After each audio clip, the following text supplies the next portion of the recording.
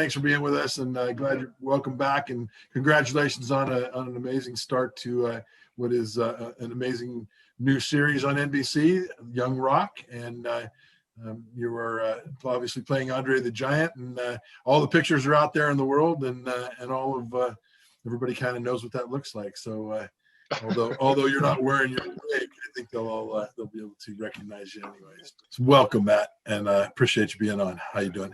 Hey, thank you, Chuck. Thank you, Tom. It's good to be on with you guys. I can do this every week, even though you don't pay me anything. And again, no, seriously, it's always a pleasure to be with you guys. It's a lot of fun, and I'm happy to be here. Good. Well, I'll tell you what, it's been fun watching you since the last time we talked to you, and got a chance to watch a little bit of The Rock now and get a feel for what that's all about. And I got to tell you, Matt, you're doing a great job, and it's fun to watch. I did watch the one that you're not in for a little while. Just to keep the story going a little bit. Wasn't quite as much fun, but don't do that again. Don't do that again. We want to see a dip in the ratings. Keep the numbers down. Keep the numbers down. It's spiking only when Andre. Well, with our huge audience, Matt, that won't be a problem. You just tell us what to do. Seven more people did not watch. That's right. There's something going on in the world. Yeah, but 2 or 3 watched it twice, so we'll be fine. Exactly. Yeah. No, it's been the show's been, it's amazing. It's there was excitement before when I was talking to you guys last, and obviously the cool thing about it is, you do a character like Andre the Giant for something like this, and you just don't know how it's going to be perceived, because it's not a theatrical version of Andre. It's not a true to life. There is some comedy in there. There is some taking some license with some things, obviously. And so, especially on social media these days, you never know if people are going to kind of look at it and go, that's not even close. But the cool thing about it is people are giving some good feedback. Obviously, Dwayne's happy, which is awesome. That's one of the most important things. And even seems like, some of the wrestling community, which I've heard from in the last month, who've said, I wasn't expecting much or expecting anything big out of it, but you're actually pulling it off, and it sounds really good. And, for just being a guest star on the show this year, it's been really cool. Good. Well, I'll tell you what, it's they've given you some recognizable lines already, so it's been cool. I can't wait. I know that you get a little bit more involved in a few episodes down the road, but it looks like a fun place to work, Maddie. I'd love to hear a little bit about the cast and the people. I know that it looks like everybody has a little piece of the pie, and have given it kind of that family atmosphere comes through, which I wasn't expecting either. But I think obviously you're not doing scenes with some of the guys, but I think that your Dewey Adrian is just cool. Yeah, he's a cool little kid. It seems like he's fun. No, you're absolutely right. That's. I think we talked about it last time I was on the show, and just somehow every time you go and you do one of these things, it's different. It can be an uptight situation, or it can have that really nice feel. With this, there are no egos. There are no big names other than Dwayne. There is nobody that you're going to go, oh, I know who that is. So that lent itself to just everybody having no egos, just having to go through quarantine for a couple of weeks, kind of endure that. Just gave everybody that sort of sense of, hey, we're in this together. Even the guys who were from New Zealand who came over, and there's about 4 people that are from New Zealand, and even them being over here, or over in Australia, which was only, 3 hours away, they felt like they were away from home, so there was this, hey, what are we doing today? We'd get up and there would be, the general text call of, hey, who wants to have breakfast? Who wants to go work out? All these things. So we literally spent a ton of time together. And then, obviously I had to find my little group. We ended up forming a little gentleman's club, which was just a few of the wrestling boys and the wrestling coach, after hours having some drinks, shooting the shit and getting stupid. So yeah, you're absolutely right. It's got that feel. And I think it comes across. And I was friends with the guy who's playing the guy who went to Miami, the Uli who's playing Dwayne at 19 years old, and I'm, Right. we were hanging out with the kid who plays 15-year-old. So even though we weren't really working together, we did a ton of stuff together. So can you imagine the look on the receptionist's face when they walked into the 24-hour fitness? All these wrestler guys, it's like, whoa, you guys, that must have been incredible, man. I wish we had that. They had through the hotel just across the street. They had this wacky sort of ex bodybuilder who literally the first day I came in was like, "Hey, if you need anything, let me know." Oh, geez. He was like, "Oh yeah," he was ready to hook anybody up who wanted the cream or the clear, Matt. The cream or the clear. Yeah, exactly right. You want to throw darts at your ass, or you want to, it was crazy. And it was this 24-hour place that we all worked out at crazy hours of the evening. If we got back at 9:30, 10 o'clock, a couple of us would go over there and work out. And again, there was really nobody else there. So it was just that even that part was cool. Yeah, that's super cool. Yeah. Take us through a kind of a day of filming whenever you're doing some of the longer stuff that you did. How it seems like quite a crew. Was there a lot of takes on everything, or were you guys moving pretty quick? Yeah, we moved pretty quick. That's an interesting question. It was. Let me just say this. Being out there and having an all Australian crew was pretty amazing. There's something about Australians, Aussies that they just, I don't know. They exude this sort of coolness and this chill about them that it resonates from everyone you run into. And I've always been a guy, I think I've told you guys before, I've always been a guy that's hung out with the crew aspect of people. Whether it was at football and hanging out with the equipment guys, or when you get to know the crew and they're cool and they like you, it just makes life a little easier. So it was random, Chuck. Let's say I had to get up at 7 in the morning or 6:30 in the morning, and we'd get up and head in. There was always vans at the hotel we stayed at, and we'd head in and then start the process. It's always that process of getting in the hair and makeup and going through that. I hate the process of that just because it gets monotonous. People jabbing at your eyes and that kind of thing drives me insane. But I tell you what, the guy that worked on me, he was my sort of guy. He was great. And from day one to the last day I left, I never had a problem with the guy. He was awesome. So that kind of starts my day. He had cool music. He kind of got my vibe. He wanted to know my musical vibe. So I'd come in and there'd be there'd be some slowing off reggae or even a little like crazy gospel something. And then he'd move into some classical jazz, and then it would move into some like Stones type music. And, and then all of a sudden he'd rock some Tool, or he'd rock some, Iron Maiden or something like that. So he had a cool vibe that we both liked, which is all, again, when you're there for like 2-3 hours sitting there, you want to feel that. And so that was cool. That always put me in a nice place. So random question. What do they do with your tattoos? Is it CGI or do they make up all those out? No, fortunately, I always look for the Willig, I always get a kick out of getting away with it, Yeah. My name could be like Osmondo, but I'll have a Willig across my arm. But the few times that I did do, because I didn't do a lot of shirtless scenes, we did one, when we were in the workout gym, and it was a tank top, and then the wrestling, and that was pretty much it. But we just it was an extra hour of basically a 5-layer removal of your tattoo. You start with a base, and then you go over it, then you spray it, and then you go over it again, and then you got to powder it, and then and they just kind of match. They do a great job of matching your skin. It's pretty amazing. I was just pleasantly surprised that when I did all the wrestling, it held up really, really well.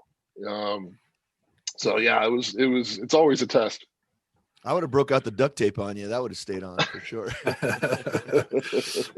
Yeah, I was worried about the Speedo. That's all I was worried about. Well, that was the next. I didn't want to bring it up, but I know that there's a running. I got some friends that are running a pool. Now they've gotten their wives involved, and they said they're going to watch that episode with the slingshot on, and see you with that deal on it, and they're try not to laugh. Try not to laugh. pause. I've told everyone that when they see me wrestling, you'll get a clearer picture of where the 35 pounds that I gained was, because that was like my Beautiful. peak. Beautiful. That was my peak. Yeah. So yeah, Chuck. I mean, the days they weren't too bad. There were a few long ones. But I always think that as long as you're involved in the scenes and you're acting and you got lines and there's things that you need to prepare and kind of concentrate on, you're in the game and you're kind of, it's always pretty cool. Usually after lunch, there's always a big lull. Everybody hates the after lunch, kind of going, oh shit, I ate one too many tacos today, but yeah, like I said, everybody was really cool. And I think that Andre was such a crazy, well-known, iconic type character that even as I was getting, into costume and into makeup and everything and coming out, getting ready, there was this sense where you could see people going, oh, shit, man, you look unbelievable. Like, so Matt, that's a huge deal. Like, I mean, you're my brother. I love you. But I think there's going to be that whole, like when Jim Morrison pops into my head, sometimes I see Val Kilmer, like, honest. Oh, yeah. And I'm hoping, I think there's going to be a point of no return where we're going to get a little distance from the true Andre, and you're going to become the iconic Andre image, and dude, hey, we're going to Google search Andre the Giant, and your mug is going to come up. No, honestly, it just naturally. And I am so hopeful for that. And I believe in my heart that it's going to come, and I wouldn't just blow smoke up your butt. I'd rather chop you up a little bit, but that is, I'm seeing it, man. I'm seeing those headshots. I'm going, oh man. And you're just a little bit better looking than him, so it makes it easier on the eyes. I'm not gonna lie. Yeah. Stay tuned. We got new news coming up on Andre the Giant and his spin-off character. In Matty's face. Yeah. I think it's gonna transition, Matt. Thanks, buddy. Thank you. Like I said, it's you want to get excited. I want to foresee the future, and hopefully we get to go back and do it again, and it becomes where people have noticed, and it gets me more work, and that's always a good true thing. But I'm just enjoying it right now. I just got asked by NBC to take part in an NBC press junket next week. Oh, that's cool. For new shows. I want to be paired with Joseph, the guy who plays the dad. Oh, nice. And again, to be a guest, Joseph Lee Anderson. Yeah. And to have that as a guest star, and then I'll be asked to kind of do this, tells me something. Yeah. And hopefully again that it continues to progress. It's been a lot of fun, and I'm happy. There's very few times when you can look back and go, God, I was really happy with that sort of my portrayal or whatever I did.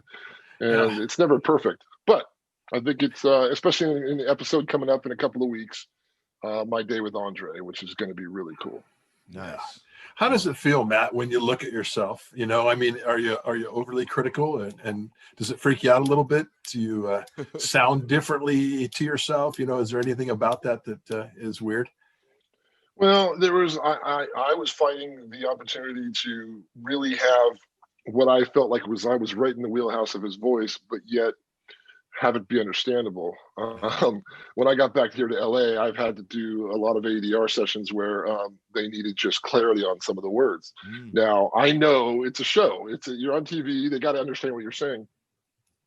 But at the same time, I knew Andre mumbled. It's what he did. He mumbled a lot, and that kind of was the authenticity of him. So I knew that I was right in the wheelhouse. I knew that, day one, again, I think I told the story last time about, just being unsure myself of it, and then getting that Zoom call from the producer saying, don't change a thing. We love what you're doing. We love where you're going. To have Dwayne come out and say, I love what Matt's doing. I love his soulful trail. So yeah, it was one of those times where I felt like I was close. I felt pretty good. I mean, the French accent comes in and out a little bit, which again, he had anyways, he was trying not to, but yeah, I think it's pretty close, Chuck. So I'm pretty happy with it. I can't wait for the wait for the redo of Princess Bride, where you can get to do that one as well, man. And then it's on, man. It's over. You're a legend. Yeah. Then they'll be like, oh, we thought you were taller. Yeah, exactly. Exactly. Yeah, it must be. I mentioned this to you one time before, but it's very ironic that you are playing a guy in a series, which is a great opportunity, and you've climbed the ladder, and we can't be happier for you reaching that kind of opportunity to be on a cool series like that. But now you're playing a guy bigger than you, and you've been kind of too big for a lot of things in Hollywood. That's such a cool irony, It truly is. I mean, 99.9% of the time I am lying about my height. And it's always to make me shorter, because it just doesn't make any sense to be any taller than I already am. And for the first time now, I'm actually being outed as far as how tall I am, because people know I'm pretty much a full 6'8", and so it's hard to kind of go back and lie. I'm doing auditions now where I have to catch myself in the audition saying, Matt Willig, 6 foot 6'8". I'm 6. Yeah. It's crazy, Well, I'm hoping that you've given big guys all over the world a real glimpse at what can happen if they stick to it. And that's another thing, Chuck. You talk about kind of going through this process, and I've had a couple of actors who are in the biz, guys kind of my size, big rock heads, as we'd say, who have come and said, man, you're an inspiration to us as far as being able to, break on through and do it. And even one of the guys I'm working with, Brett Azar, plays Iron Sheik. He had hit me up before I even met him in the hotel in quarantine and said, hey man, I was a huge fan of yours. Because it's a big guy, even though he's only like 6'1" or whatever, but he's a big guy. Just that, seeing somebody big out there doing it, and I'm flattered by that. That's the other thing, Chuck and Tom. I found myself being the old guy in this production, which is just insane. It's just insane to me. I was the guy that people were looking to, going, Matty's done this, man. Ask Matt. He knows what he's doing, or Matt's been through this enough of these before where he can kind of answer those questions, and that just blew me away. You go from Matty to Matthew. Yeah, yeah. Well, and a lot of my boys over there, all the Kiwis and anybody from Australia, they call me Matty. Matty's big over there. So my nickname, more than not, with most of the crew and most of the cast, is Matty. You got to get a tryout for one of those rugby teams, Matt. I think is what's going to happen. I want. You get a third career, brother. You get a third 1% career, and we're going to blow up the internet. I mean, that's it. I should get something in the mail. You know what? There's no doubt that brings up another question, Matt. Is that how's your body? How did it come out of that, and how were those wrestling scenes and those things that were shot that looked pretty physical? How's your? Yeah, I mean, it's towards the end, my knees were getting pretty sore and tired. Again, it's just for a man who's over 50 to carry. I'm already used to carrying around 300 pounds, and then to jump up 35 pounds and to kind of walk around with that. And then being, in heel lifts where that's a pain in the ass, it just puts all the pressure on my knees. Oh, right on the knees. I was like, get this shit out of here. But yeah. And so the wrestling, I was done. I did some acupuncture the day of the wrestling, like at halftime. We had lunch, and I ran in, and we had a woman that came in and did acupuncture on my knees, which was awesome. Nice. And but yeah, by the time I was done, I was ready. I came home and I immediately lost about 15 right away. Mm-hmm. And then kind of since then lost another probably 10. So I'm about 25 down from the initial 35 that I put on. But again, it's weird, I don't like my body being this way, but I know that I can't go all the way back, because then it's 35 pounds to gain. If I am lucky enough to go back, then it's just, I got to stay a little bit above that range. Was it harder? I mean, just eating a lot more and a lot of different carbs and things like that, or was it more than that? No, yeah. People ask me, did you have a whole regimen of things, and kind of dialed in? And I didn't. I started kind of when I knew I had the job, maybe about 3 or 4 months out, and I gained about 10. And then I kind of hung there for a little bit, to get used to that. And then I gained another 10. And then I got used to that for a little while. And I kind of got to Australia about 20 or so pounds heavy. And then I gained like the last 10 through quarantine, and the last, when I was in there. So yeah. So it was a transition, kind of slow. And there was no real secret. I just was eating. I was eating a lot. Now, let me ask you this. As a 50-year-old man, do you have to really watch your weight without the role? Like just as you're walking around, is that something you're highly focused on, is keeping your weight down and keeping fit? Yeah. Because I love to eat, man. I've chosen to kind of not be really, really diligent about, no carbs or watching my carbs. Right. I go by feel. I know my body. I could literally wake up in the morning and tell you before I get on a scale if I'm about 5 pounds over what I normally am, or I'm 2 pounds over. I can tell. I'm that dialed in. So, so I try to watch what I eat, and I know if I'm getting over a certain amount of weight, then I'll try to really push hard. But like you said, though, once I hit 50, it's a whole new deal, man. It's a whole new deal because you think you can lose that 10, rather quickly, which I've always done all my life. Especially when I had acromegaly back in the day, but again, it's a whole process, and so that's the biggest thing for me right now is if in fact we are able to go back and do season 2, I just want to know when it is so that I can kind of dial back that 3 months or so that I can start gaining again. Without having the spoilers, any spoilers, is there room for another chapter of his life, or do you guys push right up to his adulthood? No, there's absolutely room. Great.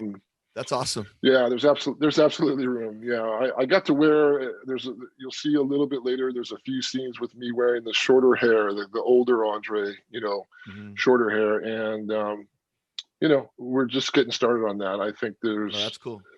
Yeah, there's some real room to play. I haven't even worn the black singlet yet, which is, there's a story about that. Iconic though, That's awesome. There was a process of where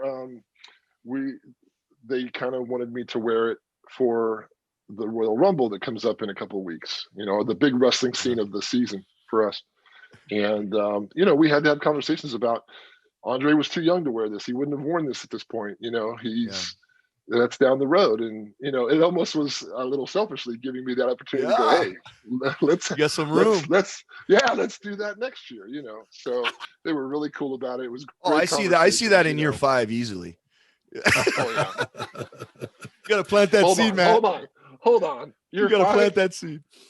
I might be dead by then. I don't know if I can do it for 5, but yeah, I'm looking forward to the opportunity. And like I said, I very selfishly, I'll tell you, but with good reason, I sent the showrunner some flowers when I got back to LA a little bit, and just to say thank you. And it was actually after the first episode came out, just to say thanks, because she's always been in my corner. Right on. And she was very cool about saying, we're just getting started. So I'm hoping that's the case. Explain a little bit about that, Matt, what a showrunner does to the people, because that's that's somebody that is pretty deeply involved. Well, very simply, it's usually the person that can get it all started and get the ball rolling and get it done. Usually getting it to a network or wherever, they're the one that takes the baby and says, here's what I got, and let's get this started with production and all those things.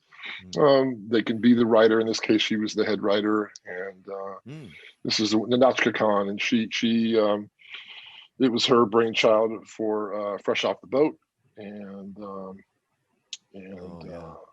so that she's done it before, and again, she's kind of she's the main boss. She's the one that gets everything going. And showrunners usually have a good amount of power. A good showrunner is well known, and is someone that if you're looking for a show that's got some legs and has a good script and all those things, then the first thing you want to do, Chuck, as you guys know, is find a good showrunner, someone who can take that and get the ball rolling. So yeah, I got a good offensive coordinator. Right, exactly. Yeah. I got an email that was from a gentleman named Eddie Acuna. And he said he was hoping, by all hope, that the what were their names? The kids from Bishop Montgomery, who are drivers in the union. Sales? Yeah. Sales? The Yeah. Sallies.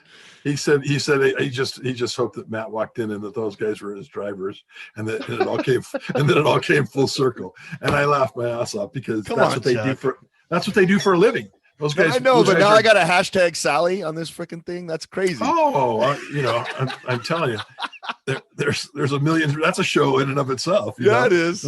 Those guys could be on Andre the Giant show. Yeah, they could. Well, they could be Andre's bodyguards.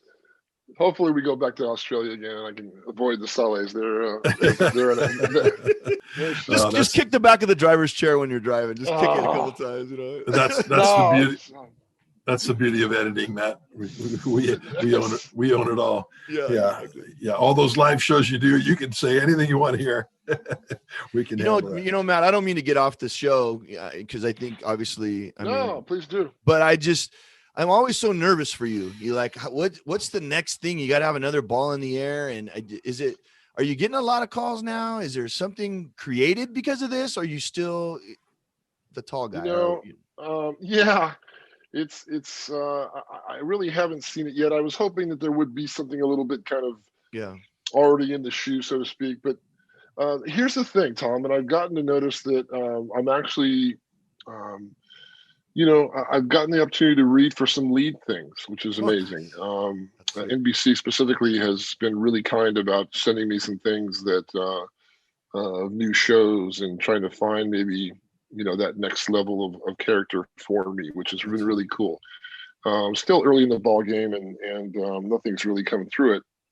And there's just not a ton of stuff going right now. But I'm being patient. I think. But it's the whole Hollywood. I mean, all Hollywood's kind of stagnating. Yeah. Right? Okay. Yeah. It is. I mean, don't get me wrong. It's getting better, and there's things out there. And I auditioned this morning for the first time in about a week. Nice. Before that, I had a kind of a week where I did like 3 in a week, so there's things that are going. I just haven't quite booked anything yet. And so it's frustrating on one side, but like you said, it's because you want that next ball in the air, at least. I get so nervous, man. I get so nervous. I'm waiting for that check for me. I don't know how you're feeling about it, You and me both, my friend. You and me both. Now, just to clarify, were you guys in Australia because of COVID, or is that where he wanted to do it all along? Yeah, we were there because of COVID. We were supposed to shoot in LA. We were going to shoot it in LA back in I want to say May or June of last year. And then it got pushed and postponed. And then I think they had already had a couple of features out there that were working. Tom Hanks was doing the Colonel out there about Elvis's Elvis's producer, manager. Yeah. So he was doing something out there. And so it was working, it was a safe place already. For me, Australia was a bucket list for me. I've been wanting to go there for a while. So I was like, hell yeah, let's go. Now, again, I told you guys the process of getting down there and everything was a bitch. But but once I was there, I was really happy to be there and would go back in a second. So but it was. I wonder if that's part of the secret sauce, though, is that because you've just tonight you've spoken about that environment. It would be foolish to dabble with that recipe. I don't know. I mean, I'm not calling The Rock. No, I agree by any means, but no. I totally agree. I think it was a happenstance. Because of it, I think you're right. It allowed all of us, because aside from the people, so the mother is from New Zealand. The 2 Samoans are from New Zealand. Right. The 19-year-old Dwayne is from Australia. The grandmother is from New Zealand. So they would have had to all come to LA, and so that's a whole different experience, for me to be at home and some of the other people to be at home, to have the LA crew instead of having kind of a tight knit community. So it would have been a whole different thing. And I think that's why everyone, who's involved is like, hell yeah, man, let's go back. Mm-hmm. It's funny, man. I get a text every couple of days from one of my homeboys going, "I miss you, motherfuckers." You have to have a Zoom happy hour. We've done a couple of those, where by the time we're done, we're all shitty drunk, and it's like, okay, I want to go now. Push the red button. with that being said, what was the? I mean, there must have been just some kooky personalities in all those guys. I look at those guys. You know, I look at the Sheik, and you know, he's just got that face. You know, it's like, you know, you see the Samoans and in their little environment. You know, because it looks, that's where that homey thing is. So home field advantage, so clear. And what were some of the cool, funny things that you guys were able to riff off of each other and deal with by? Well, again, you know, I think it just sort of all came from the social aspect of it. You know, who could hang out and have a drink? Yeah, that's key. You know, and who could sit down and wanna chill and talk for 4 or 5 hours and get a little stinky but you know, that it was, so it started with that, you know. And again, with talking about, you know, kind of the Samoan Tongan aspect of things, you know, there's always a little bit of nervousness, you know, that you're not sure what you're getting. But these guys couldn't have been sweeter. The love that these guys, these islanders have from New Zealand is amazing. I mean, it really, truly is. I mean, you know, we're talking about loving each other, you know, nice, soon after meeting and hanging out for a few times and having each other's back and things like that, you know. That's so cool, man. It is. It really was. Like I said, we didn't have a crossword for each other in the 3 months that we were there, which, like I said, we're I just the other night, one of the guys, you know, was rolling in the city in New Zealand with a couple of his buddies, and he threw out a video and filmed it, going, "I miss you, man," you know, that kind of thing. So that's just cool. Yeah. How about the kids? Now, this is such a high profile situation. Are your children having to answer questions, or they're not in school just yet? But how does that all work? That's part of it. They're not in school, and so it hasn't really been a big deal. I don't think, anyways. I really haven't talked to them too much about that, you know, because they usually do tell me. They usually do tell me when, like, oh my God, you know, somebody's asking about you, or so, you know.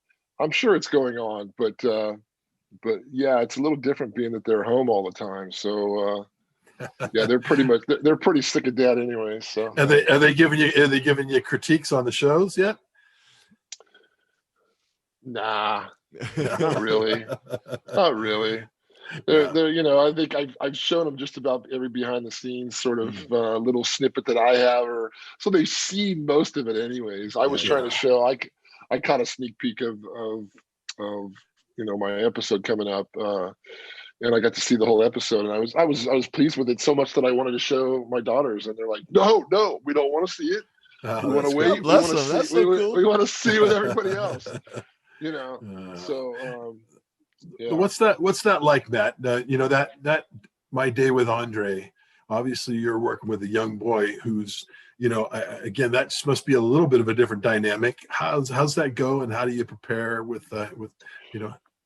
You know, it started with Dwayne and hearing his sort of version of what their relationship was like, and especially at that age, you know, when he was that old, and you're starting to see a little bit of, you know, the little kid trying to hang out with his dad as much as possible, and every now and then his dad will be like kind of shooing him aside, and that's sort of the relationship that he had with his dad for a long time.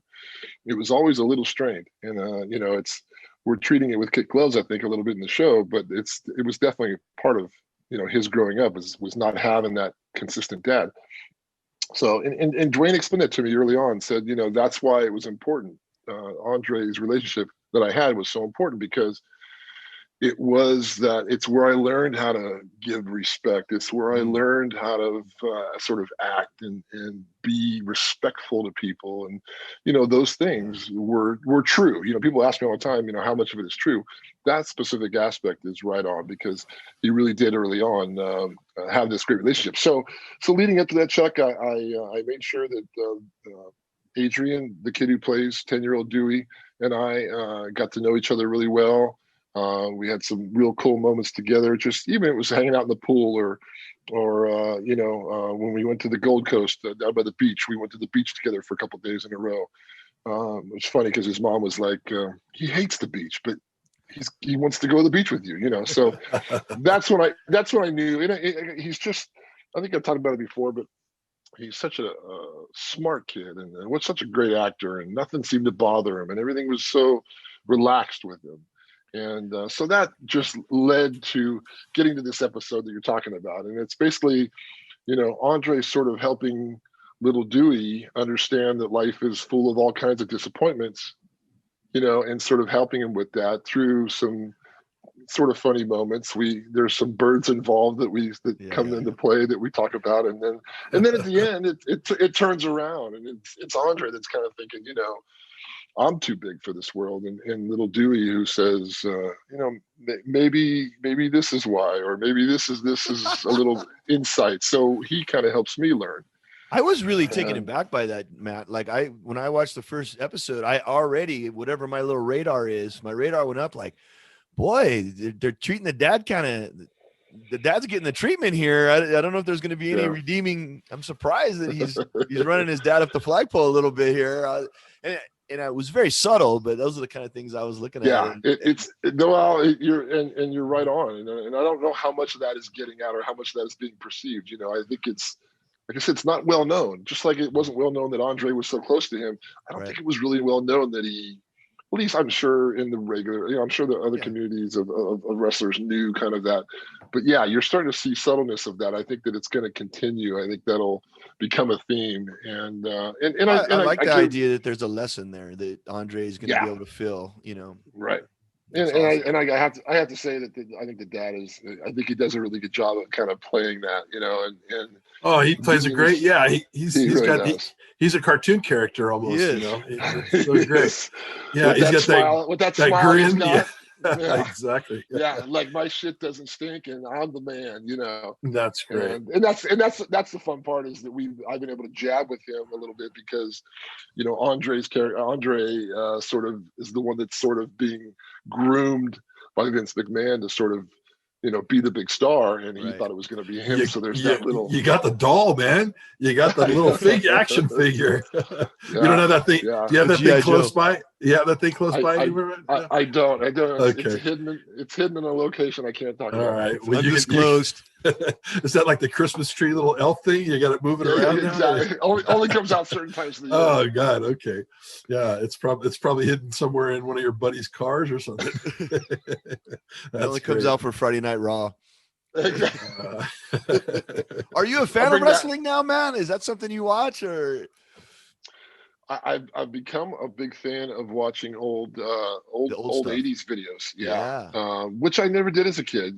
People ask me all the time. It's one of the few questions that I do get asked all the time, doing so much press for it, is that, were you a big fan growing up? And a lot of guys my age were. It was kind of in that wheelhouse in the 80s where that was really big. Yeah. But I really wasn't. Number one, being 106 kids, we didn't watch a lot of TV. And when we did, it's what other people wanted to watch. It wasn't what I wanted to watch. So yeah, you're in the dead center. You'd have no choice. Yeah, it's not like Dad was going to say, "Hey, let's all 8 of us go to a wrestling match." Just wasn't happening. So I wasn't a big fan. So it's been a nice little kind of to watch these characters, true freaking characters. And the cool thing about that is that I knew this, but those guys in the 80s, they kept that persona 24/7. They're totally method. Like, all the way through. If they were heels to every fan they met. That's the way they had to be. So it's just fun to watch that and watch those old videos where, and Andre was the best, man. He wasn't flashy. I love when he would sit on guys and just beat the crap out of them, and it was just it's so fun to watch. It's great. It's funny, Matt. They've been, the tabloids and stuff have been digging into different wrestlers back then, and some of the guys that are on the show and going into their past, and even the Rock was getting headlights in the supermarket line, and looking over, and it's from thief to something. I couldn't see the rest of it, but it was about grabbing that and running with it. But I'm sure that those guys must have been just same kind of characters they look like on film right now. They're just some crazy dudes, man. Method actors. Yeah, no, it's kind of fun because there has been almost a little renaissance with it, and it's still big, man. I'm telling you, I've been following certain Instagram accounts and things with 80s wrestling and this and that, and it's still a big draw. It's still a lot of people, that's their, that's their Led Zeppelin, that's their Stones. It's that that'll never be any better than that as far as a lot of people are concerned. We just found out that that the show is, and I don't exactly know how to explain it, but basically the biggest generational hit that NBC has ever had, as far as older people liking the show as well as teenagers. And again, that's kind of what I'm talking about, is that there's that nostalgia, people who remember it and then are watching because of that, and then you get the new fans too. That's awesome. Yeah, well, and all the way up through, so far his his playing days at Miami and those kind of things. There's a big cross section of people that it will go, oh, I remember that, and don't remember the wrestling part of it. So that's coming up this week. This tomorrow's episode, as we speak here tonight on Monday, tomorrow's episode is kind of the beginning of seeing Dwayne at the U and what that's like, and sort of him getting on the field a little bit, and Russell Maryland and Jesse Armstead, and some bad dudes. Yeah. So that should be, and it'll be different. Selfishly, I want to see myself on every week, but aside from that, I'm looking forward to seeing sort of that aspect of things and how all that went down. Well, it seems go ahead, Tommy. I'm sorry. No, I was just going to say, did you guys ever play Miami when you were at SC? No. Never crossed paths. Oh, never crossed paths. No. Because you would be a contemporary with him, right? Oh yeah. I think he was maybe a year different than me. I don't know what to say. But yeah, we're the same time frame. But we never did. No. Yeah. Big shoulder pads. That's all I can think of. Oh man. and the half shirt and the half yeah. Were there a lot of the cast members, did they want to talk to you about football stuff, Matt? A little bit. When they found out that I played, it was kind of a big kind of moment for a lot of people, specifically the guy who's playing, the 19-year-old, 18-year-old Dwayne. Willig. Willig is a guy from Australia who had never played American football or didn't know anything about it. Oh, wow. And they hired somebody to work with him, but he kind of came to me early on. It's funny, and if you know me a little bit, I don't love to talk about football. Yeah. I'm not a big X's and O's guy or a nostalgic type of guy, historian, I guess. But he was starting to talk to me, and ask me all these questions. And I didn't think much of it. And at some point during the conversation, I said to him, yeah, and I really hate talking about football. And so he shut up and he didn't say anything. And then another one of the Samoans came to me. He goes, hey, man, I just want you to know he feels bad that he. And then I went back to him and said, I just kind of forgot where I was. You didn't mean it that way. And I didn't mean it that way. And I said to him, dude, please, if you need anything. Don't hesitate. And the funny thing was, is he called me the next day and said, hey, Matt, I'm going to a football practice with the guy who's helping me. He coaches kind of I guess you'd call it a semi-pro league, but it was just kind of a social club, American football practice. And so I went down with him. It was a funny story because even to this day, my buddy John Tui, who plays one of the Samoans, he was there. And so we get out there and we show up, and this was pretty early on. So they've never seen me get excited or be kind of, Yeah. And so we walk up, and the head coach comes over, and they're almost done with practice. And he comes over, and we say hello to him. He says, this guy's playing Andre the Giant. And then I say to him, I played football in the States. And he goes, oh, no shit. So he gathers the team, and he introduces us to everybody. And he goes, okay, boys, Oklahoma drill. And I'm like, what? Here we go. I lost my mind. But my buddy John, the way he tells me, he's like, dude, you started floating up in the air, and you just started yelling, fuck yeah, Oklahoma drill, let's go. And he goes, you actually yelled, I play American football, let's go. So I'm yelling like a crazy maniac, and it was just the awesomest thing to see in Australia. I was only out of quarantine a couple of weeks, and they're doing an Oklahoma drill, and it was great. Chuck, you got to put your application in for that football coordinator guy. That's got to be you, man. You got to teach that kid how to get in a stance, get a little 3 technique. Come on. I'll tell you. I actually had somebody that called me that said he's got his buddy who's now one of the coaches in Switzerland, and they're talking about those leagues. He's like, I can probably get you hooked up. Yeah. No, I'm talking about the rock deal. I'm talking about you. No, I understand. Deal. No, I understand. Yeah, no. Yeah, definitely. I'm available. I'm in the book, Tom. Yeah.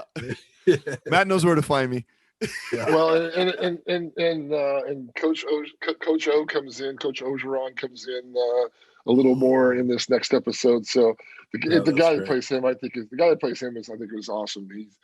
I didn't even know the guy was Australian. I didn't even know it for the first 4 episodes that he read for. When we were on Zoom calls.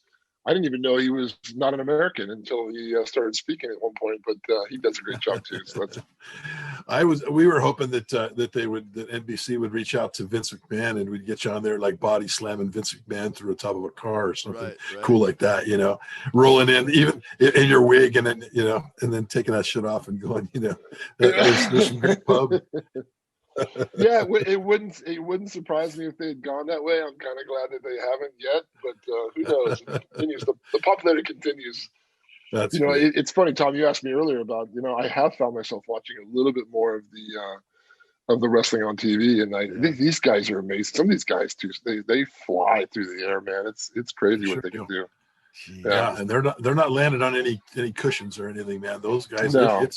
I look at it sometimes and think, football's violent, but man, that's like, you're bending ways that I've never seen guys bend that big of guys. It's amazing. Yeah, it's legit. Yeah, it is. Yeah, it is. How has the Rock started to reach out a little bit more to say anything about coming up for next year or next season, or has there been any inklings? No, I think no, not yet. Yeah. I was gonna say something smart ass, but no, not yet. He's getting close to going ready and shoot Marvel. He's playing Black Adam, and so wow. I follow him, and so he's like in serious training mode. He's getting ready to go shoot that pretty soon. So I'm hoping to know here pretty soon. Unofficially, I've heard a couple of things, but yeah, it would be nice to know here in the next. You got to block out some time, Come on. I know. I need that other ball, Tom. It freaks me out, man. I can't take it.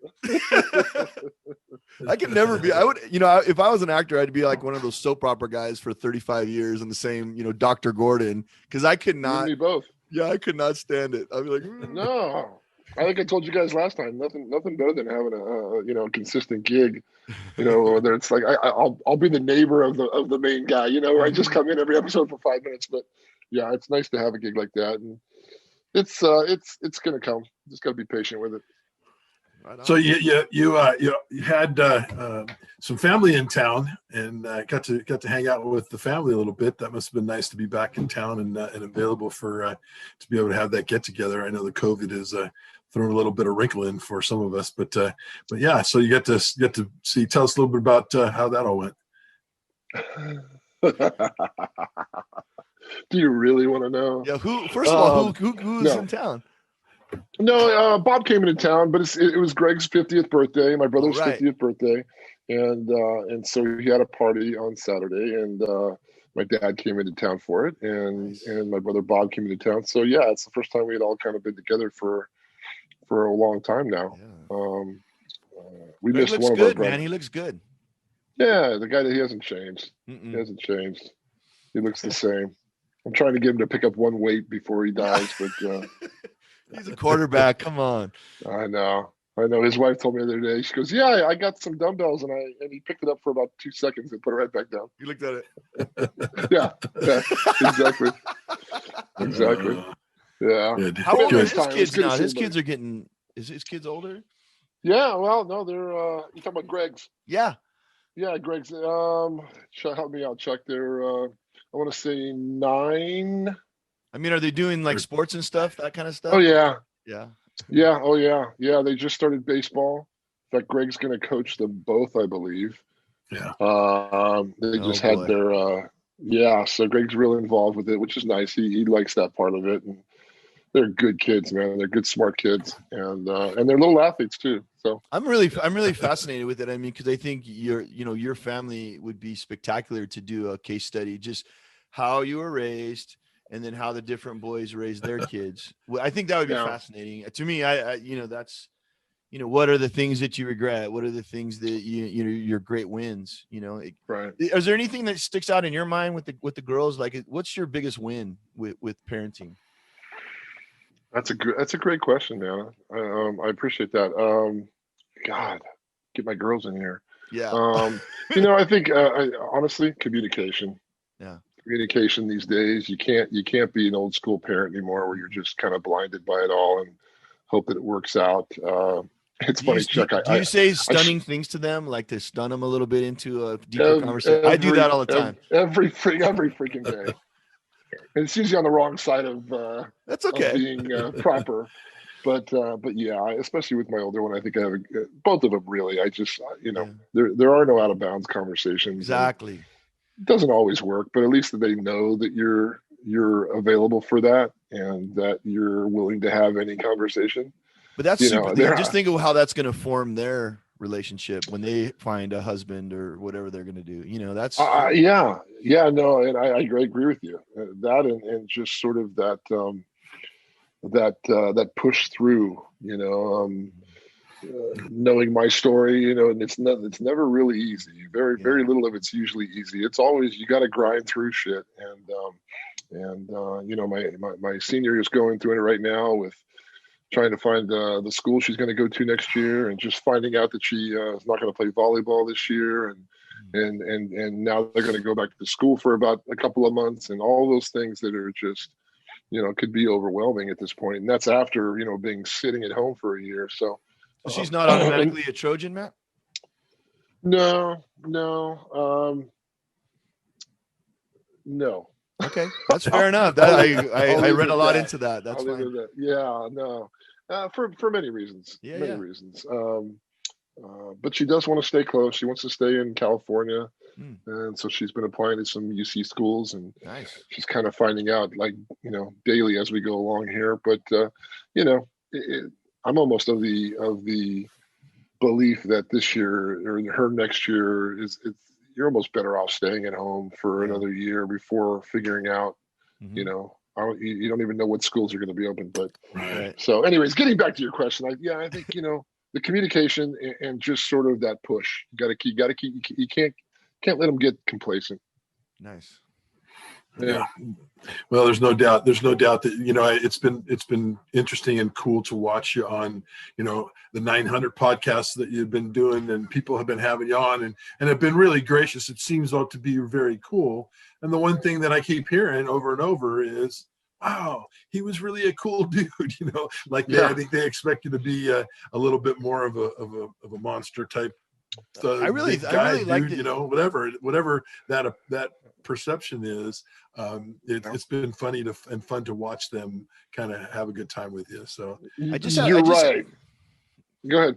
No, I was just gonna say I just had a conversation with somebody. Do you remember when they had that TV show? It must have been your senior year or junior year. They had that TV show at St. Paul. I can't remember what it was called. It was like some weird. You remember that thing? They filmed it in our gym and on our field. Do you remember that? Anyway, well, there was a movie thing I there, vaguely remember that, Tom. and I just Vaguely. remember there was some people that were like on the rope, like, oh, I want to get discovered, and it's going to be that easy, Right. and they see my face, and I'm going to be a movie star, and then here, Right. and then here you are, kind of grinding it out in a career Yeah. fashion in over decades, and then you wonder, if those people were the ones that are shitheads, and here, you're the normal guy that everyone's surprised because everybody's a shithead. It's like you have that work ethic is so valuable. The chores and Well, all. that's cool, and both you guys are right on and kind of cool. I'm not perfect. We all know that, and I can be an asshole at times, but I've always been really appreciative of anybody paying me attention. Mm. Anybody that will give me that time of recognizing something that I've done, and I try really hard not to look that over and to kind of brush that on. If So you take it up 2 notches, let's say something happens and you take it up to, are you afraid that that's going to go away, that you're going to be so inundated and you're going to be so much paparazzi? Yeah, God, that's a great question. That's some scary shit to me, man. Yeah, I think at this point I would be able to handle it enough. Yeah. You know, or you would have to deal with his brothers too. So it's a whole other deal. Yeah. So you're gonna need bigger lifts. There's enough people in my life that would tell me to shut the F up and you're only you're not everything they say you are. Or maybe you are. Right? Yeah. Exactly what they say you are. It's great. It's a neat combination to watch, Matt, because it's I always tell stories about how when I go out with my brothers, I walk behind. I'm the last one because I just want to see, it's one of a couple of things. They either want to run up and go, no, I want to talk to that dude, or they want to go up and pretend like they're going to fight him and talk shit, like I'm talking shit to the big guys, yeah, fuck you guys aren't that tough, and laughing all the way. And the ability to watch them disarm people with, their coolness, knowing that they could freaking snuff them out if they weren't so gracious, it's just a fun, it's like an entertaining evening all of itself, so it's always been fun to be able to see that, Matt, and it's great to see that come through. It makes us all very proud of what you got going right now. And then when I'm with you guys, I'm behind you, Chuck, because I can't wait. I'm timing it. When are you going to jump in? Yeah. 3, 2, 1, Chuck. Right. I don't know what you're talking about. And sorry, this is not really a good podcast, but it's you know what I do know one thing. Tuesday nights, NBC, The Rock, it's kicking ass and it's taking names right now, and it's a fun show to watch. It's got a lot of redeeming value so far. My boys over at Rotten Tomatoes gave it an 88% success rate so far, and I know it's going to climb, and as things go on, and I'm pretty sure that the number one rated show is going to be week 6, and Matt, my day with Andre, and that's going to be really cool to see that coming. Yeah, I hope so, man. I'm enjoying this, and I would like to continue. I miss, you start talking about it so much that I miss the actual meat and bones of getting in and doing some more stuff and getting into some more scenes and creating more of the characters. So, sure. God, I hope I have another chance to do it, but I'm appreciative of the people that are watching. It seems to be doing well, and keep watching. Andre's coming for you a little bit. Outstanding. Awesome, thank you so much, brother. All right, bud. We love you, man. Hey, I love you both, and thanks for having me on. And Tommy, when you're ready to do Chuck's interview, I'd like to switch and be the host, and we'll interview Chuck. We'll double team him, buddy. He's ducked me like 7 times. Like he calls me up and says, "Hey, Sunday, let's do it on Sunday." I'm like, okay. I got to tell you guys, man, I'm just getting the camera thing right. We got a lot of things going on over here. But we'll have to block out. We'll block out a whole weekend. Oh, yeah. We should do that. We should do it in the room. Like go to Arrowhead or something and just do it in the room. Yeah. Oh, man. Yeah. Stogie smoke, freaking brown drinks. Let's go. Well, thank you, you Matt. guys keep me posted. But Maddie, thanks, man, and our love to your family, and thanks for thanks for sharing you for an hour or so this evening, and we'll look forward to seeing you back soon. Good luck with everything, and break a leg, buddy. Go get some ice cream. I love you both, and looking forward to doing it again. Thanks, guys. All right, cool.